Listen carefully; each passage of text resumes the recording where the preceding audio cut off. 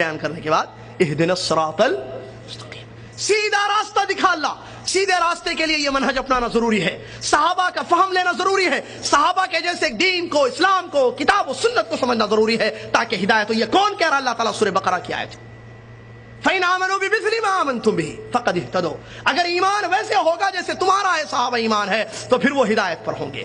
اگر راستہ چھوڑا تمہارا صحابہ کا، وَإِنْ تَوَلَّوْا، اگر منہ موڑ کر چلے گئے، راستہ چھوڑا، صحابہ کا فہم چھوڑا، صحابہ کا عقیدہ چھوڑا، قرآن کی تفسیر ویسے نہیں لی جیسے صحابہ نے لی، حدیثوں کو ویسے نہیں سمجھا جیسے صحابہ نے سمجھا، تو کیا ہوگا؟ فَإِنَّمَا هُمْ فِي الشِّقَاقِ۔ اللہ کہتا ہے کوئی شک نہیں ہے کہ وہ پھر جماعتوں میں، ٹولیوں میں، فرقوں میں بٹ جائیں گے۔ کیا ہے انجام آج؟ دیکھیے دوسرا راستہ کیا ہے؟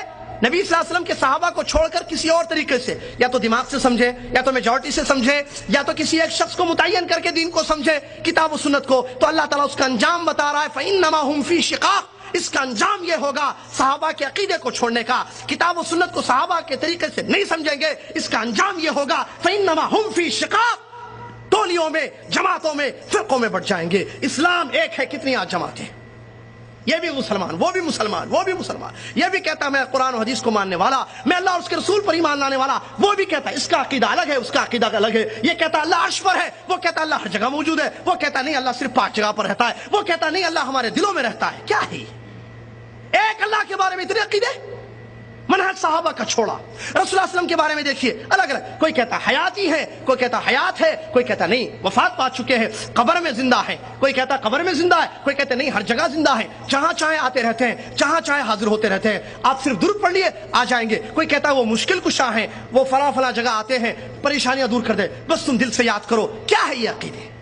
پھر نماز کو لے لیے، طہارت لے لیجیے، زکوٰۃ، عمرہ، شادی بیاہ، معاملات، لین دین، ایوری تھنگ اسلام کی۔ لوگوں نے صحابہ کے منہج کو چھوڑا، الگ الگ عقیدے، یہ کہتا یہ حلال ہے، یہ کہتا یہ حرام ہے، یہ کہتا جائز ہے، یہ کہتا نہیں جائز ہے۔ سود، ہاں آپ انڈیا میں رہتے ہو، دارالکفر میں ہو، لہٰذا آپ کے لیے حلال ہے، کوئی کہتا نہیں حرام ہے، کوئی کہتا نہیں ٹھیک ہے یہ چیز غلط ہے۔ نبی علیہ السلام کی پیدائش پر کوئی کہتا میلاد منانا چاہیے، خوشی کا موقع ہے، پیارے اسلام دنیا میں نور لے کر آئے، کوئی میلاد منا رہا ہے، کوئی انکار کر رہا ہے۔ کتنی جماعتیں، کتنے فرقے، یہ وجہ کیا ہے اس کی؟ کیا قرآن و حدیث کو چھوڑ دیا ان لوگوں نے؟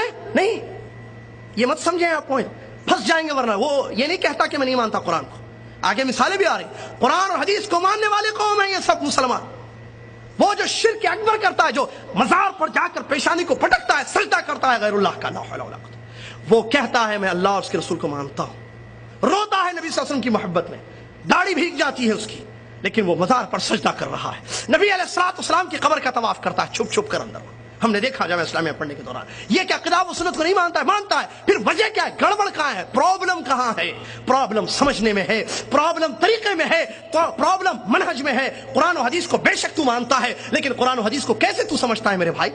صحابہ کے جیسے سمجھتا نہیں۔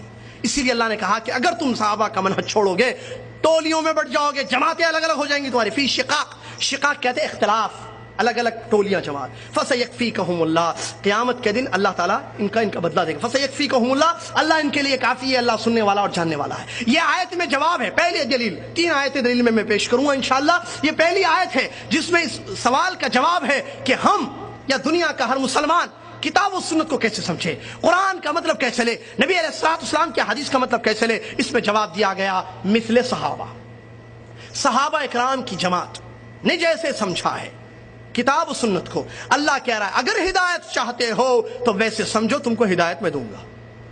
واضح؟ دوسری